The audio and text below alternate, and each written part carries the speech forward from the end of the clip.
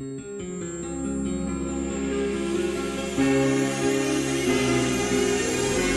nouvelle rubrique s'ouvre aujourd'hui sur notre magazine projecteurtv.com. Nous parlions évidemment de culture au sens large du terme. Aujourd'hui, c'est vraiment un autre sens de culture, la culture de l'esprit, que j'ai envie de vous présenter, je dirais. Et c'est avec Bruno Ponsnard, qui est à côté de moi, qui nous reçoit dans son cabinet à Avignon, Guillaume Dupuis, c'est ça? Rue Guillaume Puy. Rue Guillaume Puy. C'est ça. Bonjour Bruno Ponsnard. Bonjour Marie-Céline. Merci d'avoir accepté ces différentes chroniques que nous allons mener ensemble, tous les deux. Merci à vous de cette proposition, parce que c'est bien de pouvoir un peu montrer qu'est-ce que c'est que la psychanalyse, et puis surtout démystifier ce côté psy, fou, donc c'est pas pour moi, c'est... Voilà, donc je suis content de pouvoir donner un peu d'infos sur ce métier d'abord qui est une passion, et puis peut-être aider les gens à mieux comprendre comment ça fonctionne. Alors voilà, l'idée c'est de manière, puisque le ton en fait que nous essayons de donner nous à travers notre magazine, c'est un ton de démocratisation, un ton de singularité sur la culture, un ton pour ouvrir et populariser la culture au sens large du terme. Donc la psychanalyse a un lien direct avec cette culture-là, puisque c'est aussi être en société, vivre en société. Vivre en société, dans la culture, on va retrouver tout ce qui est ses racines, donc on cultive la culture. On est effectivement, nous, je fais une redite volontaire, on a un attachement au terroir, un attachement à l'histoire, un attachement à d'où on vient, vers où on va, et c'est toutes les questions à laquelle la psychanalyse tente de répondre. Non pas directement, mais le travail de l'analyse, c'est d'aider la personne à trouver ses racines et pour mieux se projeter devant, qu'est-ce que je veux devenir plus tard. À trouver sa voie. Exactement, voilà. Et les voies, des fois, on se demande si on fait les bons choix, si on fait... Donc tout ça, c'est un travail d'introspection qui nous permet de faire, j'allais dire, aller à un état des lieux de ce qu'on est, ce qu'on a vécu avant, pour mieux se projeter vers demain, après-demain et les jours qui suivent. Alors, revenons peut-être un petit peu aux sources du mot psychanalyse, si vous le voulez bien. Littéralement, si on décortique le mot, c'est l'analyse de la psy. C'est même canaliser sa psyché. C'est-à-dire qu'on est fait, si vous voulez, de choses de l'ordre de l'inné. Dès la naissance, on a un patrimoine, on va parler de génétique, de biologie, des choses comme ça. Et ensuite, on est fait d'une histoire. Et cette histoire se fait au travers d'un modèle parental, se fait... allez, grosso modo, entre 0 et 15 ans. Et tout ça, c'est ce qui nous construit. Et avec des joies, des peines, avec des traumatismes, des réussites, des choses comme ça. Et quand on commence à rentrer dans la vie active, il y a des moments où on se dit, tiens, il y a des choses que je répète, qui dysfonctionnent, qui me jouent des tours, qui me desservent. Et c'est là que c'est intéressant de canaliser sa psyché pour revenir non pas à mon apprentissage et mes croyances, mais revenir à quelque chose de l'ordre du réel. Voilà, apprendre à se projeter. Alors, parlons un petit peu de cette histoire-là. Comment la psychanalyse a été finalement fondamentalement reconnue C'est un long chemin. C'est un long chemin, peut-être pas forcément tranquille, justement. Non, alors c'est pas un chemin tranquille, dans le sens que c'est Freud qui a été le premier, l'instigateur de la psychanalyse. Il a été le premier à réfléchir, et il n'était pas tout seul, puisqu'on retrouve dans les gens connus Jung, Grodeck, Lacan, il y a plein de gens qui ont fait la psychanalyse, si vous voulez, ou en tout cas qui ont approché cette science qui est une science, c'est pas une science exacte, parce que par définition elle n'est pas palpable d'une part, et puis le psychisme il est tellement unique en fonction de chaque personne qu'on va retrouver des grandes lignes, mais qu'à chaque fois on va essayer de l'appliquer, on va faire une différenciation par la personne en fait.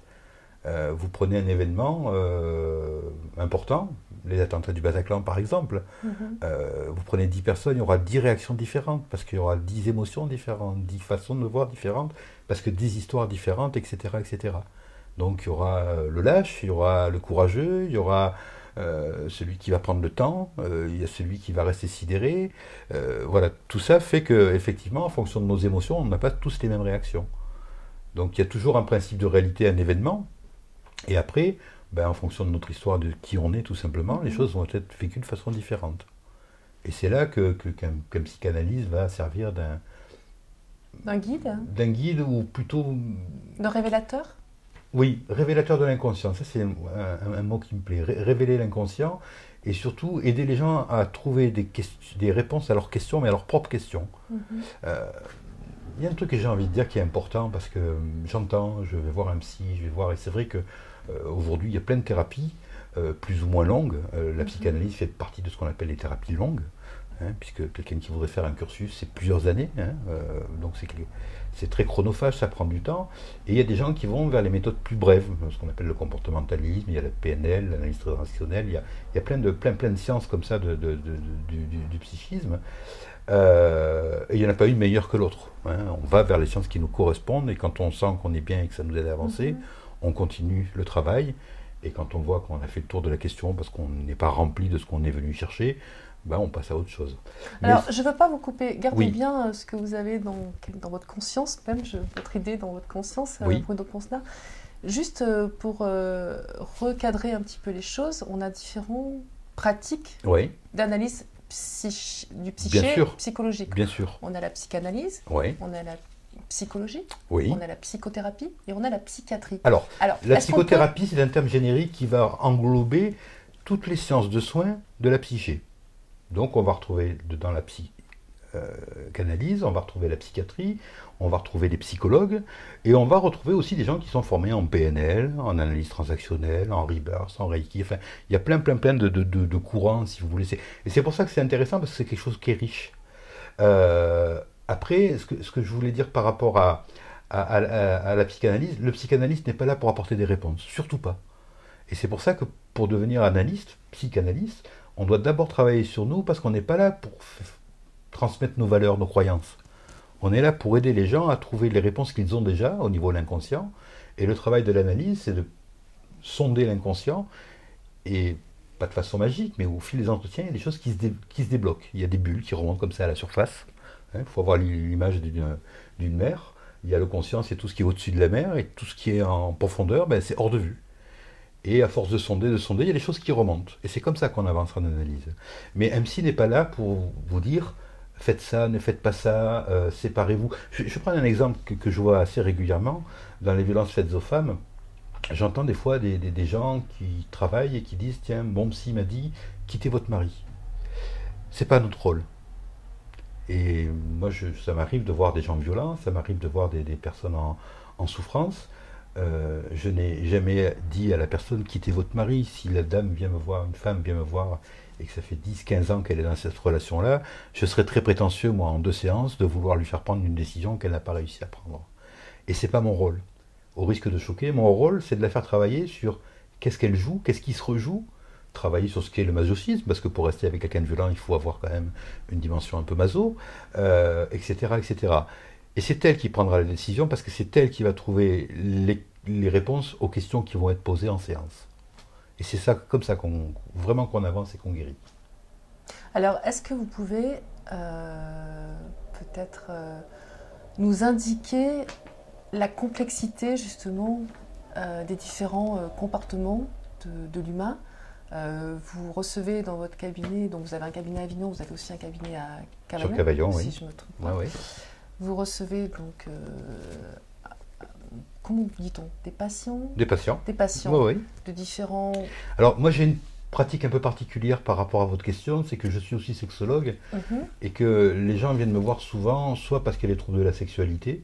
Après, on va retrouver des gens qui ont des problèmes relationnels, ce qu'on appelle les conjugopathies, les problèmes de couple. Et ensuite, on va retrouver des problèmes médicaux, des problèmes traumatiques, enfin voilà. Donc, c'est des gens qui viennent qui sont en souffrance. Le but au départ, c'est d'abord de décoder quelle est la demande, d'essayer de voir sur un plan médical il y a quelque chose ou pas. Et une fois que ça a été fait, on va aller chercher psychologiquement d'où peut venir le problème. Alors là, par rapport à votre question, en psychanalyse, on a classé, alors j'aime pas trop ce mot parce que ça voudrait dire qu'on range les gens dans les tiroirs, mais c'est important d'avoir une arborescence et de comprendre comment on travaille. Dans les classifications analytiques, vous avez trois postures, 3 positions, et c'est bien qu'on en parle parce que ça va tordre un petit peu le cou à certaines idées reçues. On a la névrose, la fameuse névrose. Alors voilà, j'allais en revenir. Voilà. Ce mot Cette est fameuse tellement... névrose. Et les gens de suite se disent, mon Dieu, je suis gravement malade. Non, la névrose, c'est quelque chose de normal, c'est quelque chose de constitutionnel. Et heureusement qu'on est 99% de névrosés sur la planète, ou sinon ça serait un gros bordel, parce qu'il resterait les psychopathes, donc les pervers, et les psychotiques, les fous. Voilà. Donc la névrose, ça n'est pas quelque chose de pathologique en soi. Alors après, c'est vrai que nous, on nomme les choses, on parle de névrose de caractère, névrose d'abandon, névrose d'échec, voilà. Donc on est tous névrosés, tant mieux. Et ensuite, ce qui fait qu'à un moment donné, on va être en souffrance ou pas, c'est qu'à un moment donné, quand ma névrose commence à être très prégnante, très présente, elle vient m'envahir et elle m'oblige à être, par exemple, les gens qui sont obsessionnels sont déjà en souffrance. Quand les personnes viennent et qu'elles vous disent, ben, je suis en permanence le soir quand je rentre chez moi, je vérifie si les robinets sont fermés, je vais vérifier 20 fois si j'ai bien fermé tous les volets de la maison. Si on habite un château, ça devient compliqué, hein. Donc, et c'est là, quand ça commence à entraîner des dysfonctionnements ou en tout cas une souffrance, que les gens vont venir consulter pour essayer d'apaiser un peu ce rituel qui devient un peu envahissant. Alors une souffrance pour la personne, mais une souffrance aussi pour l'entourage, évidemment. Oui, mais on ne consulte pas pour l'entourage. Oui, mais alors comment faire prendre conscience à la personne, justement, alors ça, que ce mal se propage sur son entourage tant qu'il est... Donc il en est inconscient finalement. C'est intéressant ce que vous êtes en train de dire parce que les gens pensent qu'on doit nommer les choses. On ne peut pas aller au-delà d'une non-demande. Il y a quelqu'un qui est dans une attitude de déni, c'est-à-dire qu'il ne veut pas voir ou qui n'a pas conscience. L'entourage va renvoyer des choses. Et là, de deux choses l'une, où j'ai assez de souplesse pour remettre un peu en question ma façon d'être, ma façon de faire, de parler.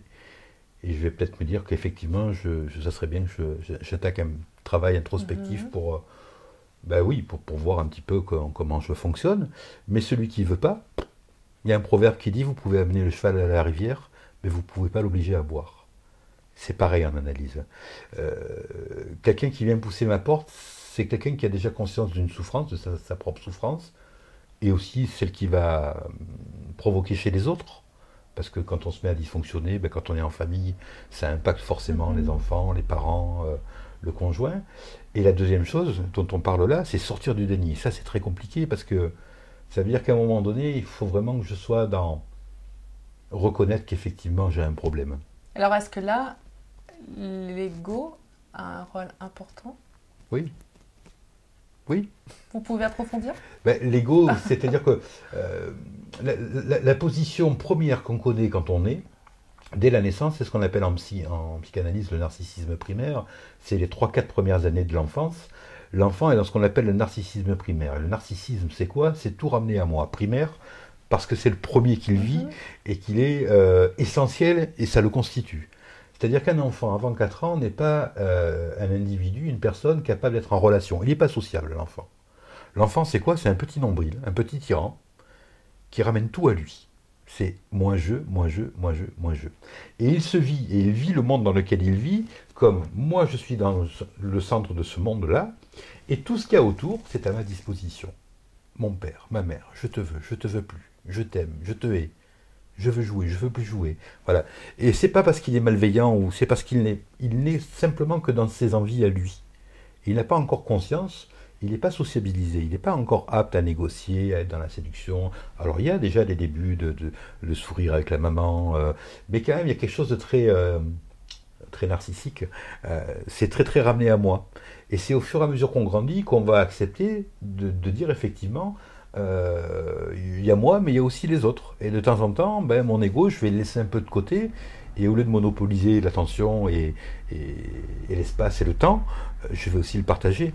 C'est ça, c'est comme ça qu'on en arrive à une relation de couple après, par exemple, ou sinon on serait des psychopathes et on serait toujours, l'autre ne représenterait que l'objet de mon désir ou de mon non-désir. Alors peut-être aussi dans une autre dimension, vivre en société, s'adapter avec les relations humaines, bien sûr, quelle que soit l'activité que l'on fasse ou quel que soit le monde aussi que l'on côtoie. Ouais. Et après, il y a aussi cette non-acceptation. Et pourtant, certains, on est condamné à s'adapter. Mais certains vont ramener à eux, on le voit, les hommes politiques, quand on est un peu médiatisé, il y a quelque chose de l'ordre Alors attention, parce que vous l'ego. aussi, vous êtes médiatisé. Bien sûr, j'ai un nombril. Je vous confirme. Vous faites des chroniques donc régulières sur les ondes. Avant RMC, aujourd'hui Sud Radio. Vous avez été aussi chroniqueur sur France Bleu. Alors, comment vous l'avez vécu, vous, en tant que praticien? Alors, il faut être conscient c'est une mise en lumière, comme là, ce moment-là qu'on partage ensemble. C'est l'envie d'être mis en lumière. Donc, bien sûr qu'il y a quelque chose de narcissique, bien sûr que ça nourrit l'ego, et qu'on se dit, si j'arrive à dispenser la bonne parole, il y a un côté un peu messianique, je suis le messie, quoi. Donc, il faut se prémunir de ça. Donc, il faut être conscient qu'on fait les choses d'abord pour soi. C'est la différence entre l'égoïsme et l'égotisme. L'égoïsme, c'est vraiment et moi, et moi, et moi, alors que l'égotisme, c'est je reviens à moi, mais je pense que j'ai une fonction qui est quand même assez... qui est importante, qui est de passeur, peut-être? Oui, de relais, moi, ce qui m'a attiré vers les ondes, alors, déjà, j'ai jamais eu cette démarche d'aller vers les médias. C'est une chance, c'est un jour quelqu'un qui est venu vers moi. Mais la deuxième chose, c'est que ce qui est important, c'est le partage. Alors, bien sûr que ça flatte l'ego de dire, tiens, je passe à la radio, je fais des... Mais c'est pas le plus important. Et moi, ce qui m'a motivé en premier, c'était le côté, dans ma pratique, donc psychanalyste ou sexo-analyste, c'est-à-dire que j'ai une carte de visite de sexologue, et c'est un métier qui est peu connu, pas réglementé, et où on entend tout et n'importe quoi, et notamment dans le Vaucluse, j'ai une historique un peu triste. Et ce que j'ai voulu faire, en fait, c'est faire connaître ce métier, qu'est-ce que c'est qu'un sexologue, et puis montrer que c'était une science, quelque chose de sérieux. Et c'était pas forcément jouer aux apprentis sorciers. Donc voilà, c'est important de se former. Voilà, moi, ce qui m'importe dans ce relais-là, c'est de dire aux gens, allez voir des gens formés, allez voir des gens dûment formés, des gens diplômés. C'est pas une garantie absolue, c'est déjà un bon début en tout cas. Après, c'est comme dans tous les métiers, il y a des gens qui sont plus ou moins compétents, mais en tout cas, il y a au moins ce savoir livresque, il y a au moins ce savoir universitaire, il y a cet effort d'apprentissage qui prend du temps. Tout à l'heure, je parlais des thérapies courtes et des thérapies plus longues. C'est la même chose. Donc, il y a des patients qui veulent être guéris en 2, 3, 4 séances. En analyse, c'est pas possible. Ça s'appelle de la magie. Donc, il faut aussi, quand on fait une démarche vers de l'analyse, être prêt à affronter le temps. Passer d'un état de sprinter à un état de coureur de fond, parce que c'est une course de fond. C'est quelque chose qui se travaille. Moi, j'ai l'image du sillon, et voilà, on prend le sillon et on avance. Et tant que c'est pas fini, eh bien on continue. Et puis le jour où ça nous apporte plus ou qu'on va mieux, on arrête. Alors moi je voulais revenir par rapport à l'ego, si vous le permettez. On a ego et puis on a humilité aussi. Donc l'humilité, c'est justement de rester peut-être un petit peu en retrait et de ne pas montrer son image d'une façon narcissé, si je peux. Narcissisé, merci. C'est vrai qu'il y avait quelque chose qui n'allait pas. Comment l'expliquez-vous? Comment l'analysez-vous? Ça dépend si je m'inscris dans une relation qui est plutôt sociale, donc ça fait de moi un être sociable, c'est-à-dire que je m'inscris dans cet aspect narcissique, mais en étant conscient que sans l'autre, je ne suis pas grand-chose en fait. Ou en tout cas, sans l'autre, je suis incomplet. Celui qui est beaucoup dans le narcissisme pense qu'il est indispensable. Alors qu'on peut être narcissique, on peut s'aimer, aimer ce qu'on est. Moi, je suis plutôt... Alors, ça ne fait pas de moi un gros con satisfait, mais je suis assez content de moi. Mais en m'inscrivant quand même dans une notion où on va échanger, et être conscient que être complet, c'est être en connexion avec les autres. Seul, on n'est plus rien, quoi. L'homme, c'est un animal à l'instinct grégaire, c'est-à-dire qu'on a besoin de cette vie en société. Même dans des sociétés, vous regardez les fourmis ou les termites, chacun a une fonction. Et les uns sans les autres ne sont rien. Il n'y a pas de fourmilière. Il faut une reine, il faut des gardes, il faut des ouvrières, c'est pareil dans les ruches. Voilà. Et si on est en conscience et connecté avec les autres, on se rend compte que finalement, ça donne une mayonnaise qui prend bien, quoi, quelque chose, une connexion qui est plutôt bonne. Alors on a cet exemple-là tout à fait concret, par exemple avec le milieu artistique, où justement il y a un narcissisme, mais aussi il y a une grande humilité parce qu'il y a un partage et une transmission de cet art. Mais c'est vrai qu'il y a une mise en lumière, il y a ce besoin d'être...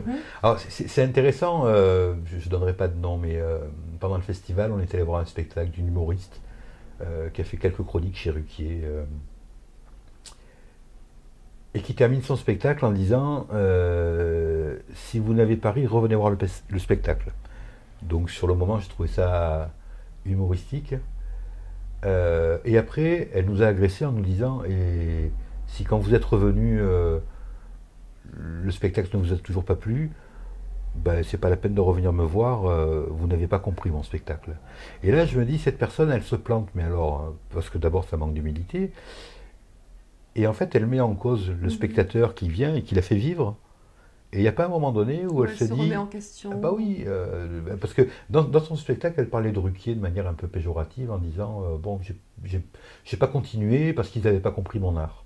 Et moi, je me dis, mais malheur au vaincu, quoi. Si son art n'a pas été compris, c'est peut-être qu'elle n'a pas été aussi bonne que ce qu'elle prétend être ou que ce qu'elle croit être.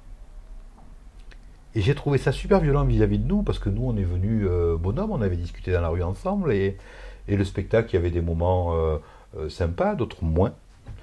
Et j'ai trouvé dommage qu'elle soit obligée de projeter sur nous, pas son incompétence, mais en tout cas ce flop, quoi, ce truc qui est un peu raté. Alors cette remise en question-là, justement sur soi, est-ce que c'est pas quelque chose que l'on doit construire chaque jour? Il faut être prêt à douter. Je pense que vieillir, c'est douter. Aujourd'hui, j'ai une certitude, c'est que je vais mourir. J'ai une deuxième certitude, c'est que l'amour pour mes enfants est inconditionnel.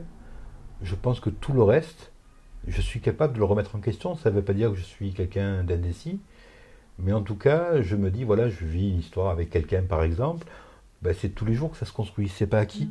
Donc c'est bien de douter, de savoir si on a eu le bon sentiment, la bonne attitude, la bonne intention, si des fois on n'est pas trop dans un altruisme excessif, ou à l'inverse, si on n'est pas trop tyrannique. Enfin, ça ne doit pas faire de moi un ventre mou, mais en tout cas quelqu'un de déterminé et qui, en remettant les choses en question, va avancer. Alors que si je suis dans l'incertitude, le jour où la chose m'éclate à la figure, on se dit, qu'est-ce qui se passe? Pourquoi? Alors qu'en fait, il y a quand même des choses, des prémices qui peuvent nous laisser entendre que des fois, on n'est peut-être pas dans les bonnes postures, dans les bonnes attitudes vis-à-vis des gens. C'est là que l'acceptation ou la non-acceptation, justement, on revient peut-être au départ, finalement. La remise en question. La remise en question. La remise en question. Et c'est vrai que tout à l'heure, on parlait de déni. Le déni, c'est terrible parce que... Waouh. Et ouais. Et l'analyse, c'est ça, en fait. C'est éclairer le champ de vision. Non pas pour perdre de vue mon objectif, mais peut-être pour avoir une vision plus large et plus juste de qu'est-ce qui se passe dans ma vie. Alors que quand on reste, vous savez, il y a plein de businessmen, des hommes d'affaires qui travaillent, et puis qui ne se rendent pas compte que ben, madame est malheureuse parce qu'elle n'a pas d'attention, que les enfants sont malheureux parce que... Et eux, ils travaillent avec beaucoup de cœur et beaucoup d'envie, d'abord pour se réaliser de façon très narcissique. Et puis, c'est aussi en disant, ben, en travaillant, je ramène de l'argent à la maison, donc je me mets à l'abri ma famille de besoins, d'insécurité, je peux leur faire plaisir. Sauf qu'un gamin ou une femme, c'est pas que de l'argent dont on a besoin. C'est le temps passé avec le père. Alors comment comprendre justement cette relation? Il faut être capable, si vous voulez, là, si on prend le cas d'un homme qui travaillerait beaucoup, être capable de se dire de temps en temps, je ne peux pas être corvéable à merci pour sécuriser ma famille, et le bien le plus précieux que je puisse donner à mes enfants, c'est pas le dernier iPhone 7, c'est le temps. Et on est dans une société quand même où on se consume même. À force de consommer, on est beaucoup dans l'immédiateté. Et de temps en temps, l'introspection, se poser, prendre le temps de faire un état des lieux. Ça permet peut-être de regarder différemment demain, ou la direction dans laquelle je regarde. Vous voyagez? Ça m'arrive. Voilà. Quand j'ai un peu de temps, justement, ce temps. Je pense à l'approche des voyages. J'ai eu la chance de partir plusieurs fois dans des belles destinations et j'ai rencontré un monsieur de 75 ans qui était dans l'urgence de vivre.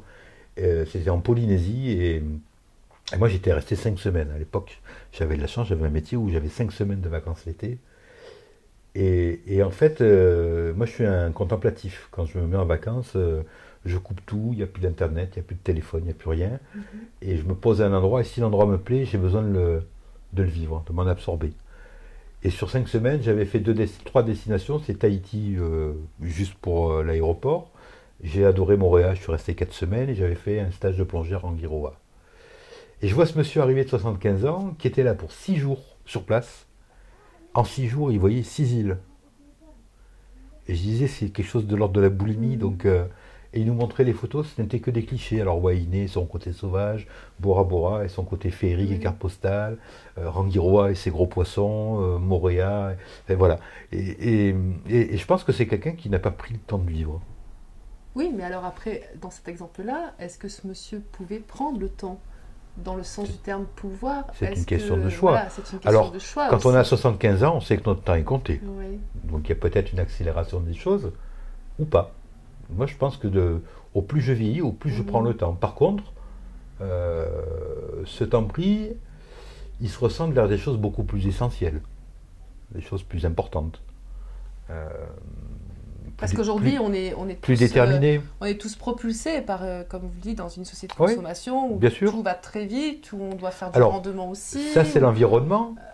Donc après, le choix peut-être, ou justement ne peut pas être parce que certaines personnes n'ont pas le choix. Donc comment, comment expliquer cela? Ben, l'explication, elle est relativement simple. Tout à l'heure, je disais, il faut apprendre à douter. Douter, c'est réfléchir pour se décider.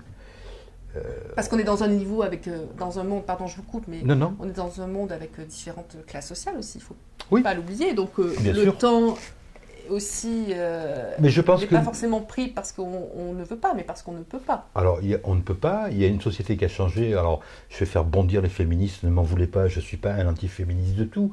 Il y a des choses qui ont changé de fait. C'est le moment où on a dit aux femmes de travailler, où les femmes se sont mises à travailler. Et c'est pas le gros macho andalou que je suis qui parle, c'est du bon sens. Il y a une époque où on parlait de la femme au foyer, n'en déplaise aux féministes, la femme au foyer, c'était pas péjoratif, bien au contraire, c'était un rôle qui était déterminé. Pour les gens qui ont vu le film de Jean-Jacques Hano, La guerre du feu, il explique comment l'homme est passé du nomadisme à la sédentarité, puisqu'avant on vivait dans les brousses ou dans les savanes. Et un jour, en maîtrisant le feu, on a ramené le feu dans la caverne, et ça nous a permis d'être sédentaires, parce qu'en alimentant le foyer, on a pu se chauffer, fuir les bêtes sauvages, cuire les aliments, fabriquer des outils, etc., etc. Et la garante du foyer à ce moment-là, c'était la femme, qui allait chercher du bois pour alimenter le feu. Et donc la femme, c'était le noyau central de ce foyer, de cette maison. Et les hommes, eux, c'était les satellites. Donc le rôle de l'homme, c'est d'aller chasser, pêcher, préserver le territoire si on se fait attaquer, ou au contraire aller conquérir le territoire du voisin si on n'a plus à manger chez nous. Donc il y avait des rôles qui étaient bien déterminés. Aujourd'hui, les choses ont changé, un salaire ne suffit plus, donc les femmes se sont mises à travailler. Et aujourd'hui, on assiste à quelque chose d'un peu... Je pense qu'il y a un mal-être de la société par rapport à ça. C'est-à-dire que on a les hommes et les femmes qui travaillent, même des fois des femmes qui travaillent plus que les hommes ou qui gagnent plus d'argent. Et déjà, au niveau de l'ego, ça peut poser des problèmes aux hommes. De jalousie, etc. Oui, de jalousie, de castration, on pourra y revenir. Mais la difficulté, c'est qu'on s'est mis à consommer parce qu'on n'a plus le choix maintenant. C'est-à-dire que si aujourd'hui on veut être dans le... je pense qu'aujourd'hui, il y a une crise économique. Moi, je n'y crois pas trop, mais on pourra en reparler aussi. Je crois que c'est plutôt une crise existentielle, une crise de foi. Au sens presque religieux du terme. C'est-à-dire qu'aujourd'hui, on ne manque de rien, on a tous... Alors je ne suis pas dans le déni, il y a une paupérisation, il y a des gens pauvres, il y a des migrants qui arrivent, etc. Mais si on prend l'ensemble, ou la majorité de la société, on a tous un toit sur la tête, on a à manger, on est habillé, on arrive à faire porter à nos gamins des vêtements de marque, on a 2, 3, 4 iPhones dans la maison, on a 1 ou 2 télés, on a plusieurs ordinateurs, des tablettes, donc on manque de rien. Sauf que on n'est plus dans apprécier les choses rares, on est dans une espèce de quête d'abondance, là, une espèce de boulimie. Et c'est pour ça que je dis que la consommation consume. C'est-à-dire qu'à un moment donné, je pense que les parents sont responsables au premier chef. On doit apprendre à nos enfants à attendre, on doit apprendre à nos enfants la frustration, on doit apprendre à nos enfants l'ennui. Parce que la créativité, on parle de culture, c'est les gens qui s'ennuient qui créent. C'est pas celui qui est actif. Celui qui est actif, il produit. Qu'il soit à l'usine, qu'il soit banquier, qu'il soit le banquier, il vend des services, l'assureur vend des assurances, celui qui est à l'usine fait des machines ou des outils. Donc tant qu'on est dans le travail, et c'est quand on s'ennuie qu'on va commencer à être peut-être un peu plus libre ici, pour commencer à être dans une aspiration un peu plus psychique justement, se dire voilà, qu'est-ce que j'ai envie de faire, qu'est-ce que j'ai Je pense qu'aujourd'hui, c'est pas qu'on manque de temps, c'est qu'on ne le prend plus. Prendre le temps Ouais. de se chercher aussi. Aussi, de savoir qu'est-ce qui nous fait avancer, être curieux. Enfin, moi, ce qui me plaît dans l'aspect culturel des choses, c'est l'ouverture à faire d'autres choses, mais ça rejoint aussi des voyages, et ça rejoint mon métier, parce que j'ai une chance fabuleuse, moi, c'est de côtoyer des gens, de l'ouvrier, et sans rien de péjoratif, jusqu'au chef d'entreprise, en passant par des gens qui sont dans la politique, des gens. Donc moi, ça me permet de faire connaissance avec des milieux socioculturels que dans mon quotidien, je ne côtoie pas. Et c'est une richesse. Et le voyage apporte ça aussi, de dire, tiens, dans tel pays, il y a ça. C'est une belle philosophie. Je parlais de Tahiti, et les Tahitiens sont vraiment dans l'instant présent. Ils vous disent, demain, c'est un autre jour. Ça, c'est pas mal. Et ça, il faudrait qu'on apprenne un peu de temps en temps à dire, voilà, recentrons-nous sur des choses importantes, sur nos enfants, sur nos amis, sur... Cette culture de vie ouais. Et d'éducation aussi. Ouais, de prendre le temps, de partager des moments passion avec des gens qui ont la même passion que vous. Moi, je fais un peu de randonnée. On est un groupe de 35 ans à 70 ans. Et il y a une espèce de communion parce qu'on partage un plaisir ensemble. Alors, pardon, mais ça fait 2 fois que vous avez dit « moi-je ». Est-ce que vous avez le droit de dire « moi-je » ? Bien sûr. Là, je parle de moi. Je parle de mes loisirs. Donc, c'est important, oui, de se remplir. On ne peut pas être que dans le don. Alors, le narcissisme, c'est ça. Tout à l'heure, vous parliez de celui qui ne pense qu'à lui et qui se sert un peu des autres, entre guillemets, et celui qui est dans le partage. C'est important de partager. Mais il faut être conscient que même dans ces notions de partage, même dans ces relations, que ce soit une relation amoureuse, une relation sexuelle, une relation amicale, une relation familiale, une relation professionnelle, il y a toujours un intérêt à l'autre. C'est toujours une relation intéressée, pas au sens péjoratif du terme, mais c'est un échange, c'est une mutualisation de moyens. Et c'est ça qui est important, c'est d'être conscient que seul on n'est pas grand-chose. Il y a des gens qui ont des fois la prétention de dire moi je, comme des gens omniscients, omniprésents, omnipotents, omni tout court. Et de temps en temps, c'est bien de se dire mais je suis ça grâce à. Vous parliez de la mise en lumière, grâce à vous aujourd'hui, je vais avoir quelques minutes sur la toile et je trouve ça sympa. Ça va flatter mon ego, mais je suis aussi conscient que c'est... Vous allez donner aussi, vous allez transmettre. Et c'est grâce à vous. Donc, c'est là la différence entre les divas et les gens un peu plus humbles, quoi. Et de temps en temps, pratiquer l'humilité, c'est bien. Après, il ne faut pas croire que les gens qui sont dans l'altruisme sont toujours dans le don et l'abnégation. Ils font ça aussi pour eux. Enfin, il y a Mère Teresa là, qui est en passe d'être canonisée en ce moment. C'est une femme qui a fait beaucoup pour les enfants en Inde, mais qui l'a d'abord fait pour elle. Moi, j'en suis persuadé. Elle a même été capable de remettre en question à un moment donné l'existence de Dieu, la religion, la croyance. C'est quelqu'un qui a beaucoup réfléchi avant d'être dans cet engagement. Je pense que c'est ça qui est intéressant, c'est de se dire que ma croyance peut vaciller, mais si je vais au bout, ben, je vais la valider ou pas. Et c'est ça qui est intéressant, et elle l'a fait avec les autres. Hein. Mère Teresa, elle n'était pas que gentille, loin de là. Hein. C'était quelqu'un de déterminé dans ses choix de vie. Merci beaucoup, Brune de Ponsna. Merci à vous. Je vous dis à très bientôt. À très bientôt. Merci.